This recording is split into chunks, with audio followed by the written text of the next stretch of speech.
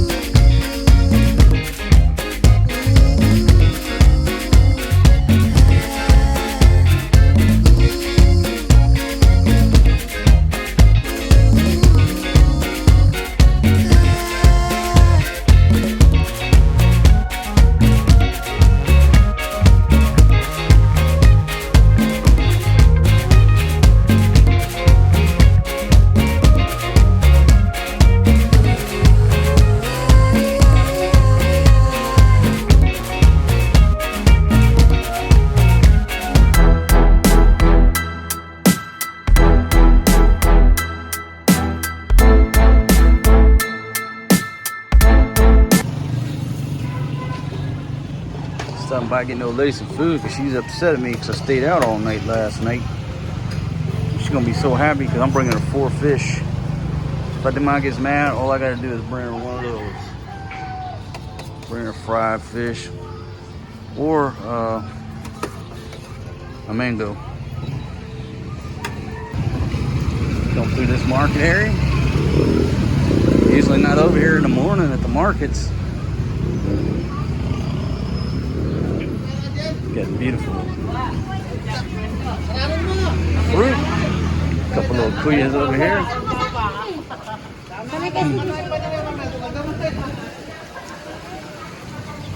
Oh, some buco juice. I should get me some buco juice. Rehydrate myself, but I got 2 San-Mig lights for that purpose. Let me get over here and get me a trike before I get runned over. Could walk it out. Save myself the money. That's what I'm gonna do. I'm gonna walk it out. I'm rolling strong. 4 fish on board. 4 fish, taking these fish to this old lady. And she is pissed. She gonna be pissed till she sinks her teeth into one of these fish. And then she ain't gonna be pissed no more. You know what's crazy is that yesterday when I left out, I was just coming to Soy's salon and barbershop to get a haircut. Ended up at CPI Call Shop. Then ended up at Tequila Reef. Met my new buddy Mike, hanging out with him and his lovely wife. My buddy Cowboy showed up. Next thing you know, I'm up in Lollipop. It's just funny how life takes you. Hey buddy, how are you? Life takes you in all kind of directions that you weren't planning on going.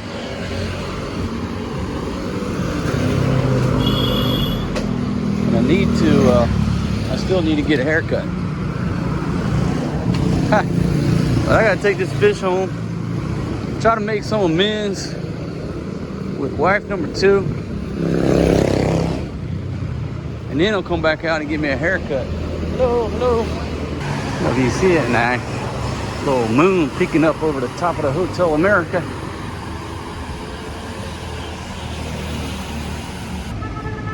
Them dudes hanging off the side of that building. Is it cleaning the windows? I don't know.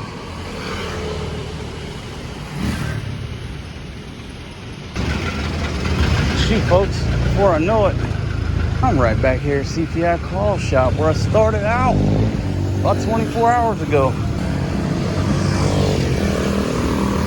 Lovely morning.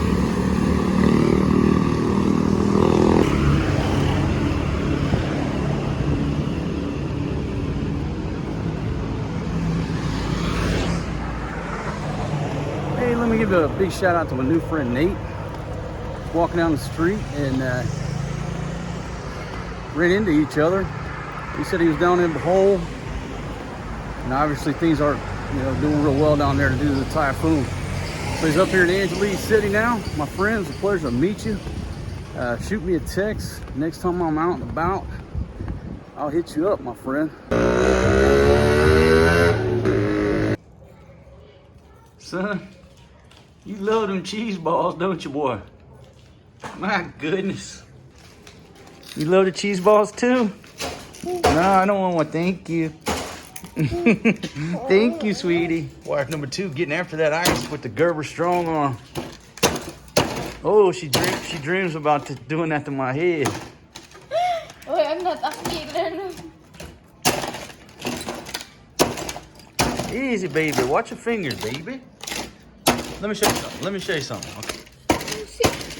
See? Toy. Okay, see. Listen to Big Daddy. Starting out today. It is so cool this morning. Look how clear that water is, folks. Ever since I got water from my buddy Joe's place, we're drinking a whole lot more water now. All right, babe, tell everybody what you're making right now. Soup. Go make some soup? Yeah. All right, like your technique.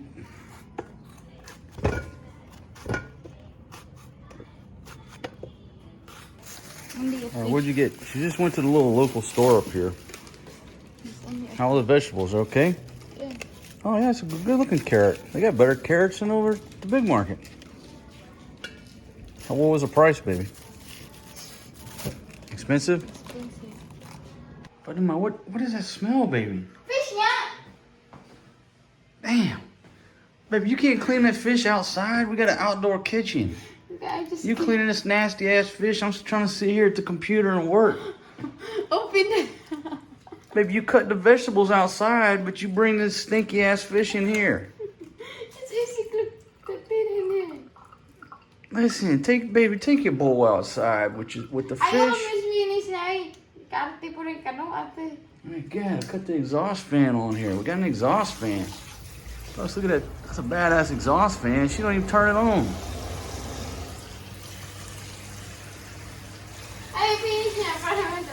Folks, you think it's all fun and games living with beautiful Filipinas?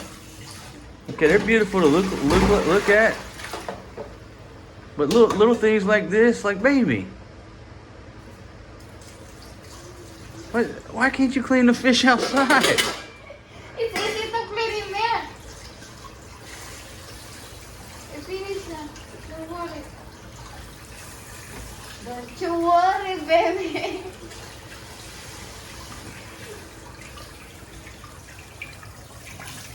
I did. Look, take these fishes and the fish guts outside at your earliest inconvenience, please. But you do look sexy today.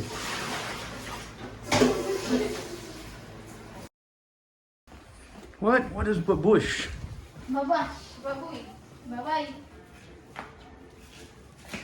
I mean, folks, look at this. Got this whole outdoor setup here. This whole outdoor setup, and this woman gonna clean the fish inside. Hey, just go ahead and take that on out to the street while you're at it. Hey, dude. Did you just... You just poured your juice in here and threw the bread in there, man. Did you do that? I think you're guilty. Because you got an orange juice mustache. You got an orange juice mustache. There's orange juice. There's your cup. There's the bread. I think I got enough evidence against you, son. You'll be cleaning the pool today. Good job, Baba. You're so good. What you making over here, Maria? You luto? Making some dirt soup. All right, Papa will try a bite when you get finished. Good job, baby. Ah, you're putting some water in your soup. Good job, sweetie. When Papa was your age, I used to make dirt pies and mud pies. All right, I'm informing Fatima. This is the new fish cleaning station right here. Look, she got this water hose. She's got a big old bowl right here that she could use to clean that fish. But she's gonna take it inside while I'm trying to work on my laptop and disturb my peace and serenity. Life is good, just sitting out here working on the iPad, watching the babies.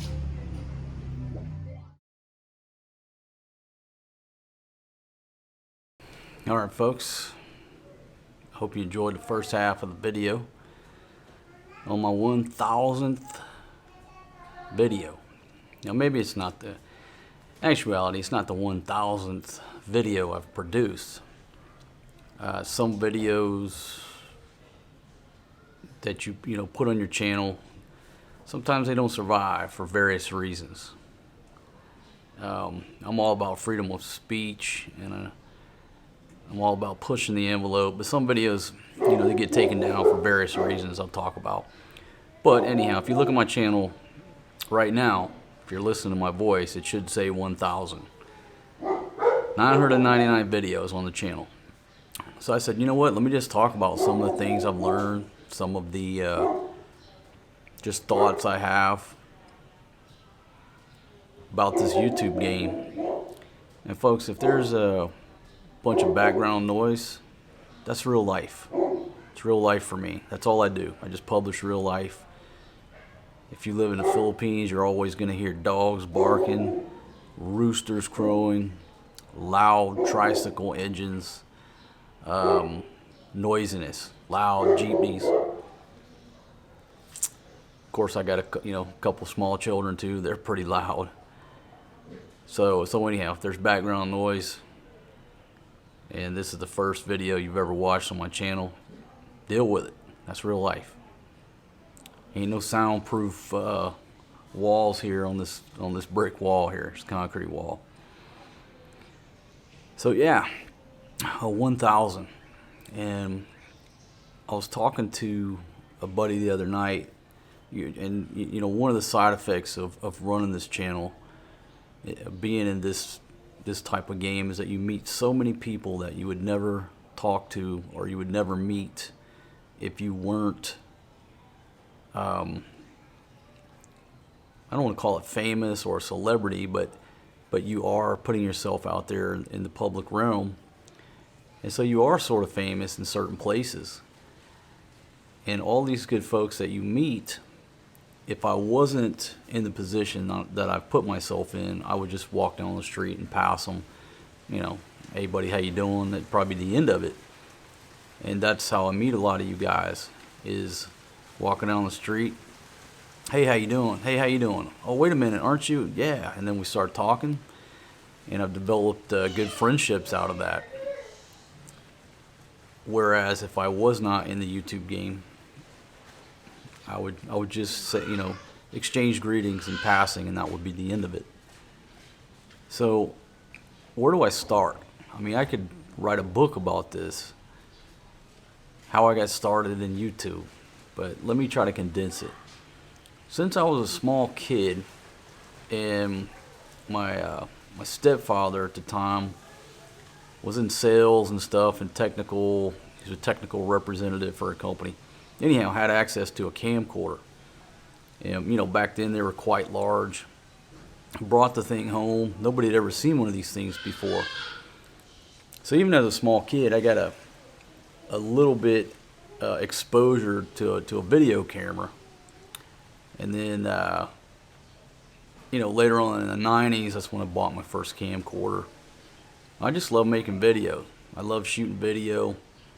I have a lot of old footage from the 90s. I don't know if I have anything left over from the 80s, but I got a lot of old footage that eventually I'm going to publish. Just old videos of various things, throughout my life that, back then we called them home movies. Who the hell wanted to watch home movies back then? Like, if you invited your friends over to watch home movies, they made excuses. They oh, I got a doctor's appointment, or they come up with some excuse why they didn't have to come over to your house and watch 3 hours of Disneyland or what have you. But along came YouTube, social media, and all of a sudden it was cool to share home videos again. It was cool to watch home videos. It's just funny how that dynamic is, and I think a lot of it has to do with the fact that back in the day there was no way to edit that footage. So if you went and shot three hours of shaky footage at Disney World and expected your friends to come over and watch that, nobody wanted to watch it. And with technology as it advanced, now we can edit it. Now we can shoot 3 hours worth of film, chop that down into a 20-minute video, add, music, effects, captions, and all of a sudden now it's interesting. It's a mini movie. It's a mini TV show, right? It's the editing. Back then there was just no way to edit for the average person with a camcorder and pocket full of tapes. So anyhow, I've always been interested in making films, making videos. When I went to Iraq and Afghanistan, I made a bunch of videos, kind of polished them, put them together. Messing around with I guess back then I was still using iMovie. But you take iMovie, anybody in a few minutes can polish up some footage and make it look presentable. So, how did I get to the YouTube game? It wasn't because I said, hey, I want to start a YouTube channel. It wasn't about that. I wrote a book, okay? I wrote a book, and I didn't know the first thing about anything about the publishing industry. Just wasn't. It wasn't what I did for a living. Most of my adult life had nothing to do with that, really. They say, and this is true, anybody can write a book, but it's damn near impossible to sell a book. It's a hard industry. So unless you sign with one of the major publishing houses, absolutely, by all means, write a book. If you want to write a book, you write your book. You can publish it yourself on Amazon in digital format, paperback. Now they're rolling out a beta for even hardback books on Amazon. So if you send your manuscript to 12 publishers, they turn you down, self-publish it. But what you're going to find out is that it's very difficult to sell a book because you have to promote it just like any other product. So a lot of people, if they ordered back in the day 500 copies of their book, usually what happens is you sell about 5 or 10 to family and friends, and then the rest of them sit in your closet and you start giving them away as like business cards. And that's a good thing. Certain businesses that you're in, you write a book, you give that away as sort of a business card. It just puts credibility into your business or whatever field of expertise you're in, right? So by all means, don't let me discourage you. If you've got an idea in your head, sit down, just start writing. Write the book. Nobody wants to publish it, do it yourself, okay? Just, give the finger to the big publishers and do it yourself. And a lot of people have been very successful, self-publishing their book, and others, you get 2 or 3 sales. You don't know unless you roll the dice. So anyhow, I'm trying to figure out how to promote my book. My buddy said, hey man, you need to do a book trailer.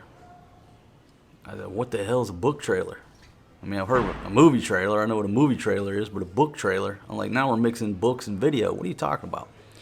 He said, just do like a 1 minute, 2 minute video. Put some clips in there about what the book's going to be about. Commercial, so to speak. That's what a movie trailer or a book trailer is. It's just a short commercial. That was just one of the suggestions. I said, all right, well, what do I do with it then? He said, you got to put it on YouTube. I said, man, I'm not on YouTube. I didn't even have a YouTube account. I don't know anything about YouTube, really. It was a great idea. You promote on every media that you can. So I put together a little 1 minute, 2 minute, I can't even remember because it's been over, it's been 10 years ago. It's been, I guess, over a decade ago, right at a decade. Went through the process of just setting up a YouTube channel, trying to figure it out, how to post this damn thing. So that was the first video. I got into the YouTube game not because I said, hey, I'm going to make YouTube videos. It was because I wrote a book and I needed to promote it. So there you go. That's how I got started in the game. And after publishing that book, I moved to Thailand with my wife. I had a Thai wife at the time. And folks, Thailand is paradise. I mean, it really is, you know. So many places in Thailand. There's so much stuff to do. There's so many places to eat and go see, and new things, and islands and beaches. So I thought, well, let me just try to put together a couple travel videos, you know, just for fun, something to do. But what happens when you get into this game, I would say 99.9% of us, you do what I call stare at zeros for months or years before you start getting views and traction, right? Now there's ways to promote your channel. You can run paid ads and obviously accelerate your growth. But when you're sitting there playing around with it at first and you're not pumping a lot of money into it, you're gonna stare at zeros. 0 views, 0 comments, 0 money. And I think that's what makes a lot of people give up initially. It's the same way with the travel blog, you know. For years, I mean, maybe people still believe this. I don't know. Oh, I'm going to travel the world. How are you going to pay for it? I'm going to start a travel blog. Again, 99.999% of all blogs are abandoned within like the first month or two. People work their ass off figuring out how to build it. They do all this writing and picture taking, and they stare at zeros. And they just give up. But I think the misconception that many people have, and the reason they do, is because they think this is a get-rich-quick overnight scheme. They don't realize that most everything, you know, unless you're invested in some type of crypto that skyrockets the next day, anything that you do, it takes time. And if you're not willing to stay the course pretty much on any business, where are you going to fail? You're going to fucking give up. Again, I'm just telling you reality. If you're thinking about starting a YouTube channel, writing a book, doing anything in the public realm, realize that it's not a get-rich-quick overnight scheme. You write a book, you're not going to get rich overnight. Very few people do that. The same with the YouTube channel, same with anything else you're doing, Instagram, what have you. It takes a lot of work. Anyhow, I stared at zeros for a long time. And I just put videos together for fun. I'd have to go back and look about how many videos I did before I had this shift in my thought process. And again, my first videos were clean. There was no cursing. There were anything, girl wearing tight shorts, edited out. I mean, because I thought that I was under the microscope, and that comes with what my past professions have been, due to the government or the corporation's ethics that you have to abide by. Now, people confuse ethics and morals. Ethics are the institution's values that they impose upon you. Morals are within yourself, right? That you've developed, from when you were born. So there's two different things. So people always use those terms sort of interchangeably, and they actually use them incorrectly. But I was doing polished shit because I was still programmed from the ethics of the background, my professions, right? And I was staring at zeros. And I was thinking about it one day in the pool, and I'm like, why are other people getting views? Why do people watch this channel, but they're not watching mine? And I sort of thought about it, and I said, if you do a video of a beach or a boardwalk, right? Let's just take a boardwalk on the beach. And you walk down that boardwalk with a camera, holding a GoPro. You get to the end, you come back, you make a video. 10 more people do the same thing. What's the difference? The scenery is the same. Now the people that are coming and going are going to be different. But what the difference is the narration. It's the person behind the camera or the talent, the person talking. That's the difference. Hey, sweetie. So the difference is you. And this is so cliche to say, but if you're going to be successful in this, you have to be yourself. It's just that simple. If you try to be somebody that you're not, and you try to produce things are just not in line with who you are and what you're doing, people see enough polished shit, right? People don't even believe reality shows anymore because the reality shows aren't real anymore. I think maybe initially they were, and then it just became a production, right? Yeah, you took real people, but some were actually writing scripts. Some were, planting things with that the viewer thought was going to be there in real life, but it was just all Hollywood, right? So the only difference between me walking down the beach in Boracay and filming versus you is our personalities and our narration. And that's what I really just, one day in the pool, I said, well, I'm not being myself, and so I'm just competing with everybody else that's putting polished products out there. And I said, fuck it. I said, I'm going to start doing what I want to do. I'm going to say what I want to say. I'm going to drink. I'm going to curse. If I'm sitting at a bar, I'm going to film.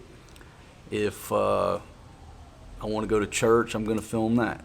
Because this is about my life. It's about my life living on the Overstay Road.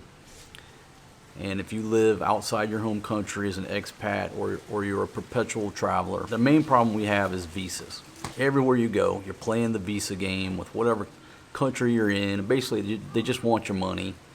Let's just call it like it is. Okay, they exist to take your money, and they're going to take as much of it as they can. And every year, the visa is not going to get easier, because if it gets easier, that's less money. It gets tougher every year, so you have to pay middlemen. You have to pay, should I use the word bribes? Oh, did I say that? Welcome to the real world. And so that's the frustrating thing, is wherever you're at, you're just in the back of your mind trying to figure out when your damn visa expires. Papa. Hey, sweetie girl. And when you have to renew it. And plus, I got nailed in Dubai one time as an overstay when I wasn't. There was a computer glitch or something. Somebody didn't enter something in there properly. Cost me like $300-400. Wasn't my fault. I had that epiphany in the pool, drinking the cold Shanghai, and that's when I said the gloves come off. I'm going to do what I want to do. Nobody else is going to tell me what to do, because you have one option with me, and that's to love it. Anybody else, when I was growing up, if you didn't like the program, either don't watch, go outside and play, or change the channel. We had, 2 channels. I think maybe 3. One was real fuzzy. You didn't have a lot of options. Either watch the program and enjoy it, or shut the hell up, go outside and play. Now everybody wants to complain. They want to complain when there's billions of videos on there that they could easily go watch somebody else, or they can fast forward through the video, or you can watch a segment today, watch a segment tomorrow, because people complain it's too short, it's too long, blah, blah, blah. You can't listen to all the critics. Obviously, yeah, take a sampling of what your audience likes and what they don't like, but in the same sense, if you ask 100 people what you should be doing, there's going to be 100 different answers. And so you got to stop worrying about what everybody thinks, what everybody's telling you, and just be you and do your own thing the way you want to do it. So once that moment came to me, sweetie girl. All right, folks, I'm back. I got 2 small children, and Maria Mercedes, she's like my little shadow. She goes everywhere I go, and I love it. And she don't understand when I'm trying to talk to a camera and talk to you guys. So, sometimes you just got to take a break, go see what they want, and start over. So I obviously lose my train of thought. But basically, I was talking about just decided I'm going to do what I want to do. I don't care if I get banned, because I really didn't know what the limits are. You go on YouTube and you're very confused, because obviously you have music videos with lyrics that are everything under the sun. People are cursing, racial slurs, everything, right? So you see a music video, then you see, if you search for things like Brazilian wax instructional video, you can sit there and stare at vaginas all day. That's allowed. But then, if you go in a bar and film some girls wearing, in their panties and bra, you get banned. Until you just start making the videos and figure out which ones they try to ban from you, you know, copyright claims and all that. So it's very confusing. Some people get away with a lot of stuff and some people can't. But I just said, you know what, I don't care. I don't care. I'm going to put what I want out there. I'm going to do what I want. If they ban me, they ban me. That's it. Once I did that, all of a sudden I started getting views. And then, you know, there's a couple videos that really made the channel. One was a $28 beach condo. This is the other thing that I have to tell you about YouTube. I guess it's about anything in the entertainment business, is that you can't predict what people are going to find interesting. And with YouTube, it's not like you've got a $2 million budget to make one video and it's sink or swim. No, post a video, put it out there, and if people don't like it, you post another one. Maybe they like the next one. They don't like the next 3, but then they love the next 3 after that. You don't know. And so some of the most simple things that I thought people might not be interested in, they found it hilarious, right? $28 beach condo, and then there was the, I think, 5 days on Burgos Street, and then that video from Patio with the band. Great playlist, great band from that Hooters over in Patio on Beach Road. Man, what a great band.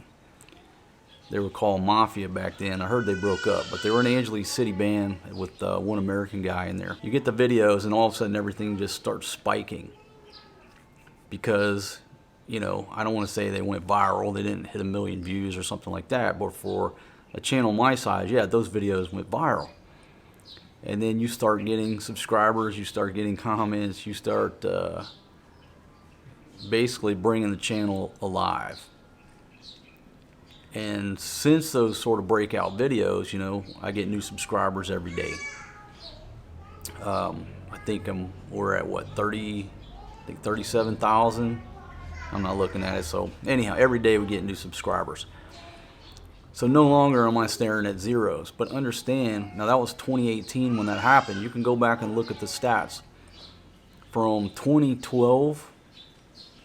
I think I posted that maybe 2012 when I posted that video, until 2018. Now I wasn't posting videos, I wasn't being serious, but I stared at zeros, basically staring at zeros for years. Now in 2012, had I start posting videos every day, it wouldn't have taken till 2018 to get some traction. But that's just my story. Everybody's got their own story. You got some of these kids that'll start a channel and then within 3 months they got a million subscribers. My hat's off to them. I mean, love it. I love to see the success stories like that with these young people out there, you know, doing it on their own, their way, and being successful. And it's a lot easier for them as far as the technical side, even though they don't have a whole lot of life experience. You know, they grew up with this technology. So in that sense, it's easier for them. You know, guys, my generation, it's difficult because we don't know all this stuff. You know,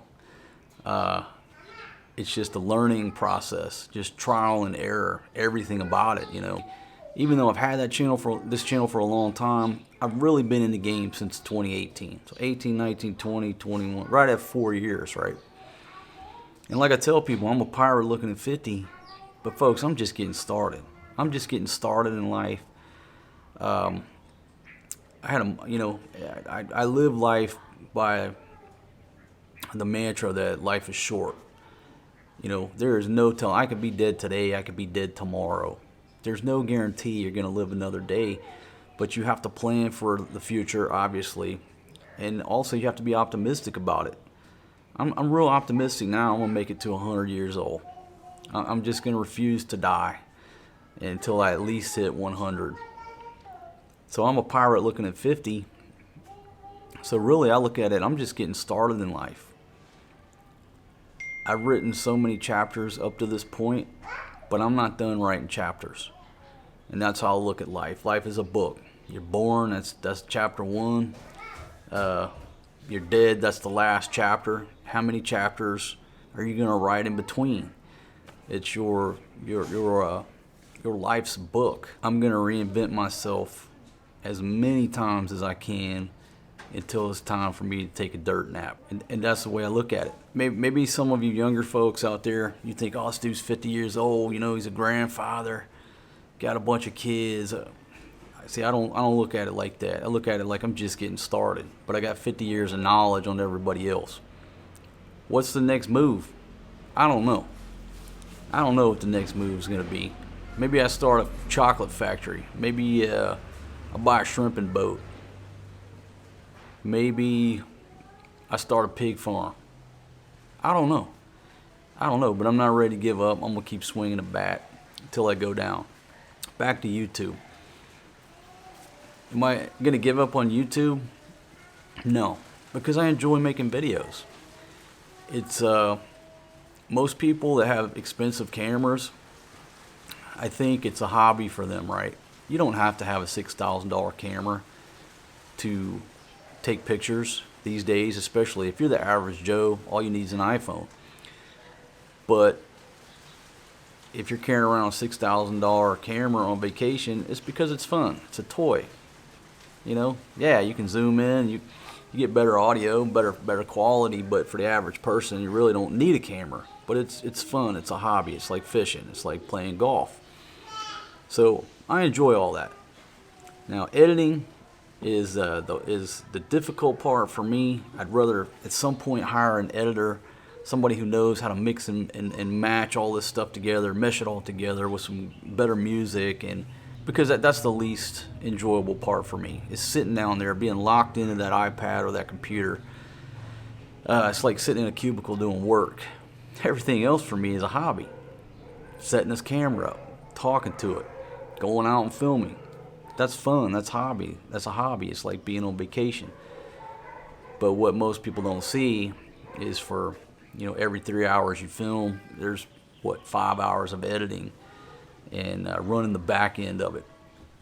So one day I'm going to hire an editor and I'm going to ship that off. But I'm never going to stop making videos. I just enjoy it. Maybe I try to write a script for a movie. I've got this crazy idea in my head that me and Eric were talking about the other day. It'd be a comedy, a Filipino comedy. Well, I'm not going to say anything else, but maybe one day we'll try to make a short film.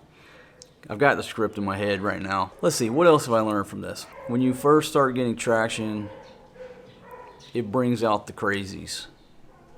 It brings out the trolls, the haters, whatever you want to call these skinny jean wearing Call of Duty shitheads living in their mother's basement, or these old broke ass expats hacking away on their fucking 15-year-old Acer with 8 keys missing, just miserable with their own life because they're old and broke and stay drunk on cheap fucking liquor all the time. It brings out the crazies. And that's the entertainment business. Like, you never understand it when you hear these stories about, people climbing over celebrities' fences for what purpose, for no purpose. That's just part of the entertainment business. People, there's a lot of crazy people in the world, and you give them a free forum to vent their frustrations or their craziness or their anger or whatever. And so they show up. You build it, they will come. I would say before I really started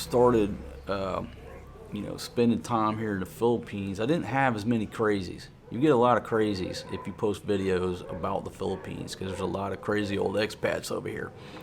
Other places, not so much. You post a video about Dubai or Abu Dhabi or even Thailand, you don't get the crazies come out. But we got a lot of cool people over here in this country and a lot of fucking broke crazies. And so you're posting stuff on Philippine content, it brings them out. So with that said, I guess you have to develop thick skin early into the game. And I've talked to several people who started the channel and they got some crazies and they just deleted their whole channel. They're like, I couldn't take that. Every day looking at this negativity, I don't need that, just deleted it. Well, yeah, you can ban the people, but till they just keep showing up, right? So one thing is, you just have to realize that this is part of the entertainment business. You're gonna have people who like what you do, people who don't like it, people who are just there to create chaos and havoc, and you just can't let them bother you. I mean, The only people that I've banned, that I have banned, or you can just hide them. They can still watch your stuff, but they can't comment. Or what I call the assholes that I send to the asshole corral.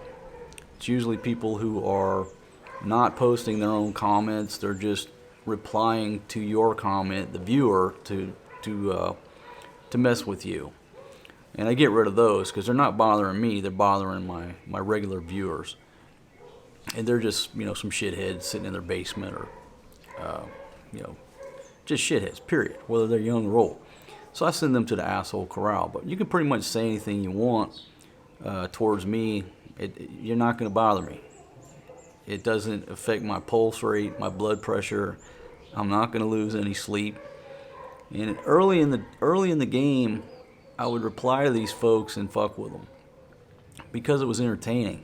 It was entertaining for me, right? Hey, you came over here to my house and you're screwing with me. All right, let me screw with you back. It was entertaining. It was fun. I don't even do that no more. Just got bored with it. So people can say what they want to say here. That's my model. That's how I do business. I know a lot of other people, they weed them out real quick, and only reason I get rid of folks here if they're being assholes to others, and I send them to the asshole corral. But if you're not prepared to just let the negativity go over your head, you're not going to make it in this game. It's the entertainment business. You're putting something in a public realm. It's your job to create or document, and it's the critics, the public's job to criticize, whether it's positive or negative, right? And so you just got to deal with that. A lot of people can't, and they don't understand that getting into it, especially at my age. When you were watching TV, you didn't like a movie, what was your recourse? You're going to pull out a pen and paper and write a letter to Steven Spielberg? That letter ain't getting to him. He don't give a shit. You're wasting your time, right? But the younger generation now think they leave a negative comment, it's going to destroy my world. Don't give a fuck. Matter of fact, I like the negative comments because it's entertaining for my subscribers. If they're not being an asshole, if they're just being themselves, it's entertainment. It's free entertainment. I used to always tell them, hey, can you leave a longer negative comment because I get paid by the character. I need to pay my rent. It's $28. It's due. So next time you left a negative comment that long, I need you to leave one that long so I can pay my rent and buy some beer. I don't even mess with them folks anymore. Audio and stabilization. Nobody cares about anything else in the YouTube game. But obviously, if they can't hear what's going on in the video, that's a problem. Audio is the #1 challenge to making videos. I'm here to tell you. But the only thing people will complain about is the audio or B, the stabilization. Okay, so obviously I'm sitting here talking to you guys. I have the camera on a tripod. Anytime you can put a camera on a tripod and prevent it from being handheld, it's going to be stable.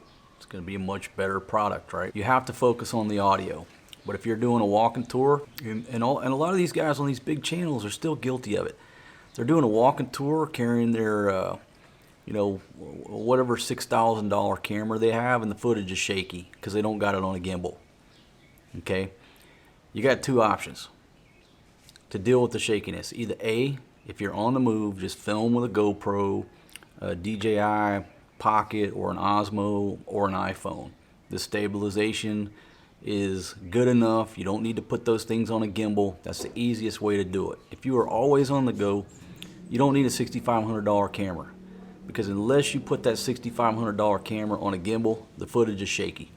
Same with this camera right here. Great camera.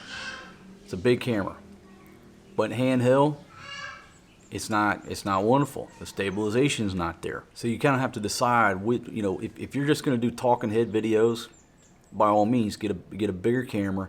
It has better, the audio is going to be better. But you're going to have to stick that guy on a tripod.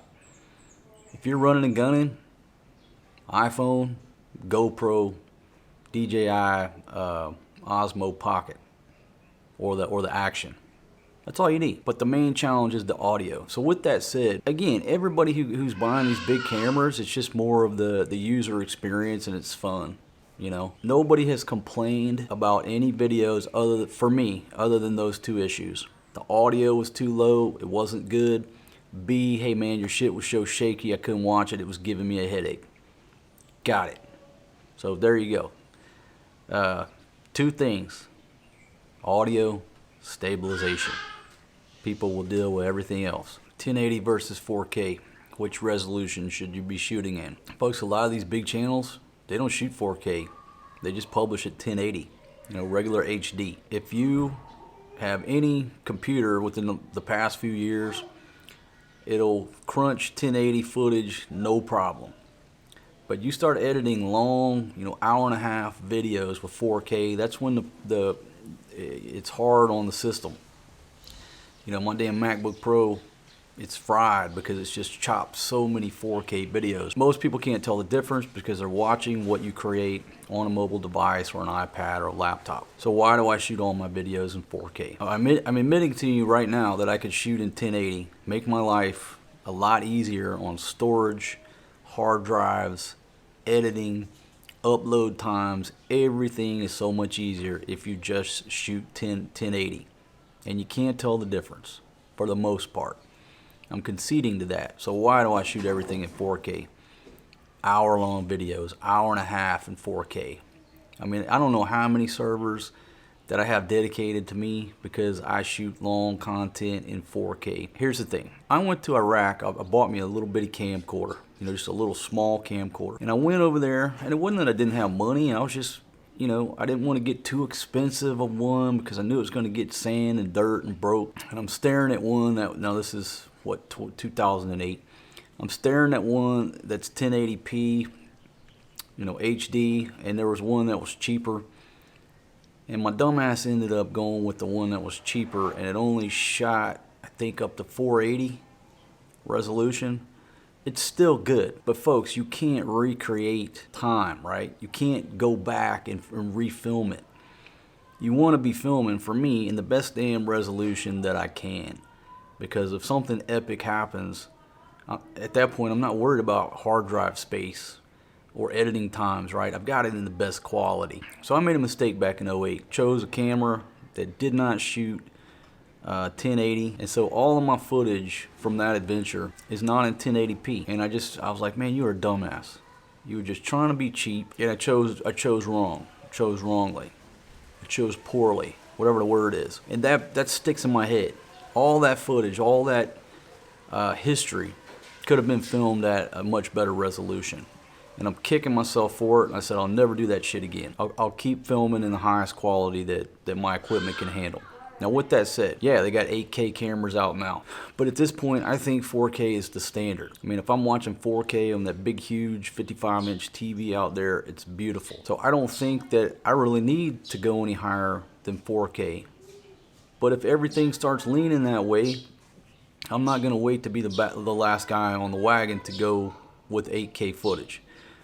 Because of that experience of me being cheap, picking that cheap-ass camcorder, and when I could have had much better resolution. It just, damn, pisses me off that I did that to myself. So that's why I shoot 4K. That's why I shoot 4K. I've had a few of you guys say, hey man, I bought a 4K TV. I want to watch 4K in my man cave. Keep shooting 4K. Got it. So I'm not going back to 1080, even though it's easier. But if you start a channel or if you are filming, 1080 is fine. It's fine. Trust me, it's fine. Most of these people, that's what they're shooting in. I'm not knocking it.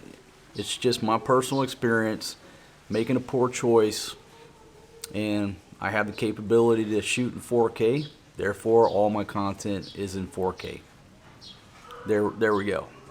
So it's kind of one of those things. It's personal preference, but damn, dealing with 1080 footage is a lot easier than 4K. Doesn't matter what editing software you use. Not really. If you want to get into this game, take your iPhone, start filming, edit it in iMovie, which is a free editing little program. It's simple, and save it. What I call burn the video. Save the video, upload it. Guess what? You're in a YouTube game. However, if you're going to get more serious about it, iMovie is limited. iMovie is simple, and it's limited to keep it simple. I've edited hundreds of videos on iMovie, Nobody complains. But if you want to take it up to the next level, when you start adding, different music, making it look more polished and more professional, you're gonna have to upgrade.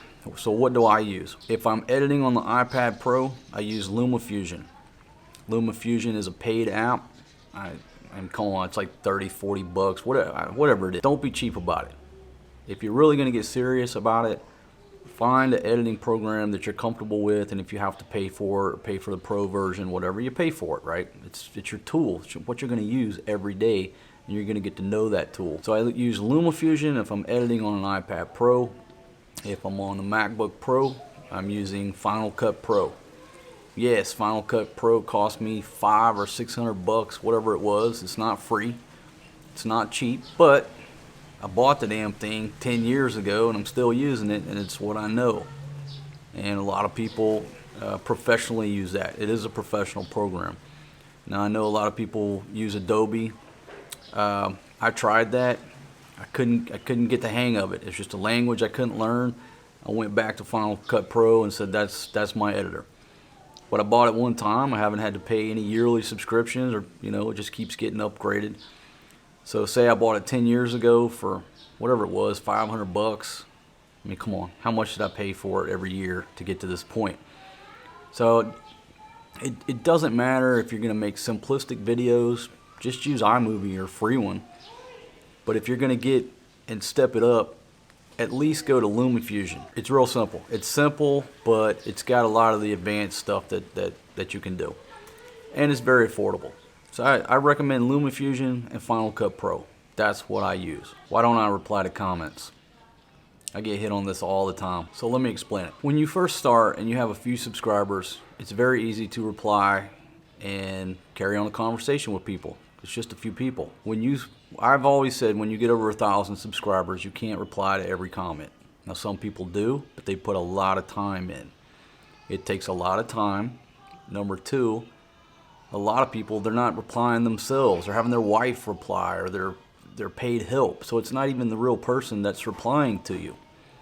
It's like, writing a letter to Tom Cruise. And you think Tom Cruise is going to write a letter back? No, one of his secretaries is going to write it. You get a signature from the president. It's not his signature. It's about time, right? It's not about being an asshole. It's about prioritizing how much time in a day that you have. I realized that when I was answering certain comments, it was even pissing people off even more. Because they would say, hey, why you answer his comment? You don't answer mine, right? Or somebody says something, I reply once, they come back with a question, and then I don't reply. And it's like I started a conversation and then I cut you off. It makes me look even worse. I said, you know what? That's it. I have to look at it in a different sense. I'm the superstar. I'm the producer. I'm the director. I'm the video guy. The comment section is for the viewers. That's just how I have to look at it. I love the comments. And what I've started doing is reading more of the comments. So I'm reading them, but I'm not replying to anybody. I know what a lot of the big channels do is that they'll pick 2 or 3 comments and talk about them on the next video. And maybe that's what I'm going to start doing. Just take 3 or 4 comments at random. So on the next video, I'll answer them via the video. So you get the answer that you're looking for. But again, you know how it is. If you reply to somebody, it becomes a conversation thread, right? You can't just reply once. You've got to talk. And you can't do that when you're getting thousands of comments and hundreds of emails every day. Whatever it is, you have to set a priority. And it's just not that I'm an asshole or I'm ignoring you or I don't want to reply. It's just a priority that I set, and if I just keep that, people have gotten less pissed off at me than when I start a conversation and just can't finish it. I can't send 20 replies to everybody. So that's what I do. I know everybody does different things. Some people pay employees to reply to the comments. When I go through there and I hit the heart, that means me, this guy read the comment, not anybody else. Ain't nobody else got access to my system but me. So if I hit that heart, that means this dude and these eyes just read those comments. And it just goes back to I'd rather keep things genuine than to hire some folks and pay them to make things not genuine. And so there we go. That's why I don't reply to comments. It's the same way with emails. If I reply to an email, then we start an email thread, and if I just stop replying, it looks like I'm an asshole, right? So I don't reply to emails because you know what? You folks are so kind, and I just get so many messages. It just can't be done. Plus, I usually got a couple Filipinas here. I got 2 babies. I'm filming every day doing something. It takes this guy a long time to edit things because I'm not from the younger generation. I struggle through that editing, trying to put that thing together. It just consumes my time. Add the fact that I'm a beer drinker. There's just not enough hours in the day, my friends. So there we go. All right, folks, now I truly just lost all train of thought. After 1,000 videos, you would think that Filipino wife number 2 would understand that when I'm trying to talk to you good folks, in other words, sitting in front of the camera, she would understand that the audio is important and I need a little bit of peace and quiet for a little bit. She don't give a damn. Just bring the whole crew in here, start messing with the laundry. It's hard to find a place to make these quiet videos, and I think what I'm gonna have to do just to avoid any problems, just pack up the camera, go out in that field across the street over there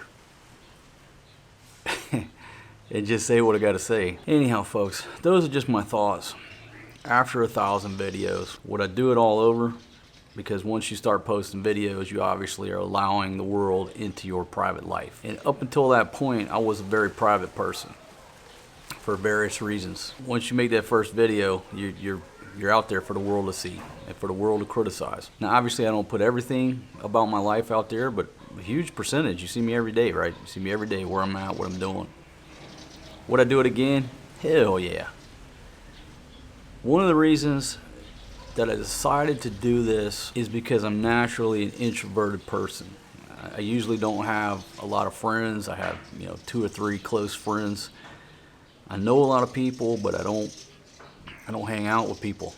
Most of the time I'm by myself. And I said, you know what? I want to cure that. I don't want to be the same introverted, kind of hiding in the shadows type person that doesn't know the neighbors and don't want to know the neighbors. I don't want to be that same guy for the rest of my life. I want to get out and I want to meet people. I want to see a different side of life. And that was one of the reasons I did this, because I'm like, it's going to force me to be more sociable, and I'm going to be able to meet new people because of this. And that's exactly what's happened. And so I'm a lot better person for it than I used to be. Just really met some cool people. Learned so many things. Learned that there are so many people that thinks the same way I do. I thought I was like in my own little world on a lot of thoughts about things that are going on in the world. But you realize that there is a community of folks that are like-minded, and it has to do with our generation. I would definitely do it again. It's not for everybody, but for me, I'm glad I did it.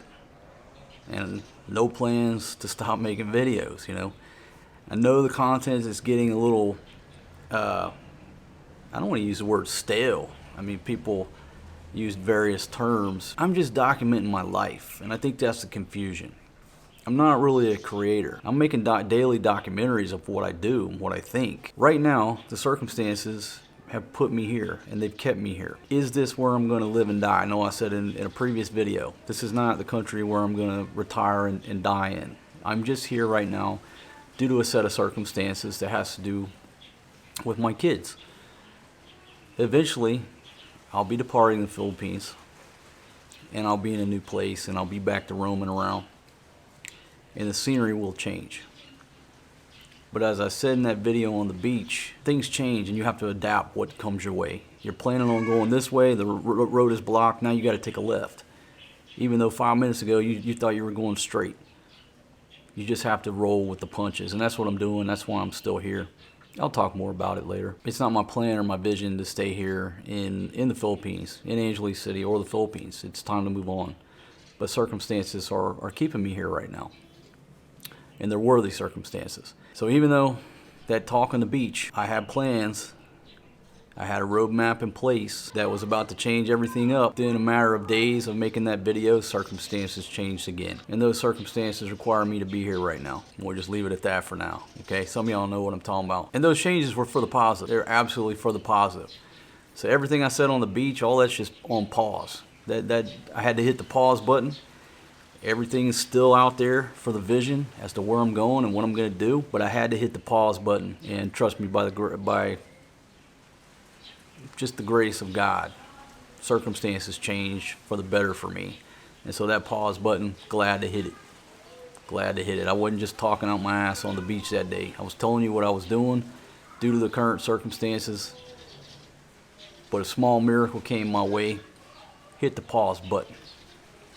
That's it. I only trust videos these days. That's why I think video is the only media that anybody's going to pay attention to anymore. They just don't, we don't believe the written word, because nowadays, how do you know that the person wrote that? You don't. There's so many ghostwriters, and you know, you can get on Fiverr and have somebody write a damn book for you. You put your name on it. Nobody believes the written word anymore. I mean, I certainly don't. I mean, a lot of these blogs and what have you, the person isn't writing those blog posts. They're paying somebody from India or wherever $10 an article to write this stuff. Where are they getting it from? You know, they're sitting at home in India or sitting in a cubicle, and I'm just using India for example, and they're paying these folks, you know, $10 an article to write an article about a beach in Indonesia. They've never been to Indonesia. They're just pulling shit from the internet that may or may not be true, and they're putting it in the article. When somebody sends out a tweet, how do you know the person sent that tweet out? My old lady knows the passcode to my phone. If I had Twitter, she gets on Twitter and sends some shit out. It looks like I wrote it. How do you know I wrote it or she wrote it? You don't know. But that's the thing with video. Unless you're really good with you know, faking my voice, which I guess technology can do these days. But I guess the point I'm getting at is when you're sitting there looking at me and listening to my voice, and I say something, you know it's me that said it. You know that I'm there. Where I say I'm at. Yeah, you can put a green screen up, try to fake the funk, but the point is, if somebody writes something, writes a post, how do you know they did it? How do you know that they intelligently just made that up, or there's copy and pasting? When you stick a video camera in front of somebody's face, this communication is coming from here to the camera. There's no middleman unless you do the Hollywood movie magic. That's why video is here to stay. Video is the most important medium out of anything. So anyway, I don't even know why I threw that out there, but if you're in any type of business, for me, the advertising side, you should be investing in video. This is not nothing new. You know what I mean? But if you have this to spend here, and here, I would put the majority in video. But video is here to stay. So if you're any type of business, yes, you need a YouTube channel. What most people don't realize is that YouTube is not social media. Okay, YouTube is the #2 search engine. You have Google, YouTube, then third's Facebook, I guess. I don't know. But YouTube and Google, one and the same basically, but people are going to search before they buy a product, before they go someplace. YouTube is the #2 search engine. So it's not really social media. Yeah, you have the comments, you can be social in the comments, but this is a search engine. So if you have any type of business and you're not posting YouTube videos, you're losing out on free marketing. I mean, you can't put the monetary value, good YouTube video about your business and what you're doing. So there you go. Any of you old timers or people my age still running a business and you don't have a YouTube channel about your business, losing free money. I don't even know what else to talk about. Like I said, I could write a book on this 1,000 videos later. Where is the next 1,000 gonna take me? I have no idea. I have no idea, but it's just like, I don't know. I guess I'm optimistic. Maybe I'm overly optimistic about 2022. Past couple of shitty years that we've all experienced. 2022 has got to be better. It can't get no worse. Maybe certain ways, but not in my mind. 2022 is when I'm just looking forward. I ain't looking back. I'm just ready to go on down the road. See what else life is gonna throw at me. I'm ready. I'm ready to face it. I may even stop drinking. Yes, you heard it. I'm not talking about a check ride. I'm talking about that's just the end of the chapter of drinking. I'm not saying I won't, go be sociable and hang out at a bar or something, but just easy to drink a Coke over ice, leave out the room. My buddy Pablo told me, may you rest in peace, my brother. He said he was going to cut back on his drinking because he wanted to remember some of these adventures that we go on. A lot of times we go on the adventures and partying and drinking, and you wake up the next day, hell, you can't remember half the fun you had. And it made sense, if you spend all night in a swimming pool, you and your buddies and like 10 naked chicks, that's something you really want to remember, like every moment. But you get so damn drunk, you can't remember all of it. So he brought up a good point. So going into 2022, this may be the end of my drinking. I'm a pirate looking at 50. I got 50 more years. I don't know. Because the thing about when you get old, if you're young, you got to listen to these words, and I'm pretty sure everybody will tell you this. It's not that you still can't keep up. I mean, I can still party all night with any of y'all. I don't care, you're 21 years old, going out clubbing, I can party all night, twice as hard as you can. I can drink twice as much as you. I can dance all damn night. I won't even come off the dance floor. The minute we walk in the club, I'm dancing until we come out of the club. I can hang with any of you. But as you get older, your recovery time starts getting longer and longer and longer. Where when I was a young buck, if I come in from the club at 3 o'clock with some chick I just met, me and her party till the sun come up, I can still take a quick shower and get to work. And then function all day. You can't do that shit no more. When you're a pirate looking at 50, you can go out and for me, I can go on about a 2-day run. I can do 48 hours of hard partying, and folks, then I gotta slow it up and recover. So there you go. If you're young, that's what you have to look forward to as you get older, is your recovery time. So for the next 50 years, it's just every time I drink and go out and party like that, it's going to take longer and longer for me to get back on track. I lose time, I lose productivity.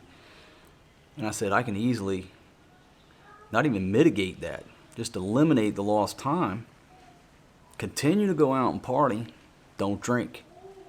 So I party till 3 in the morning, wake up the next morning fresh, ready to go, like nothing happened. Then I can go out and party the next night and the next night.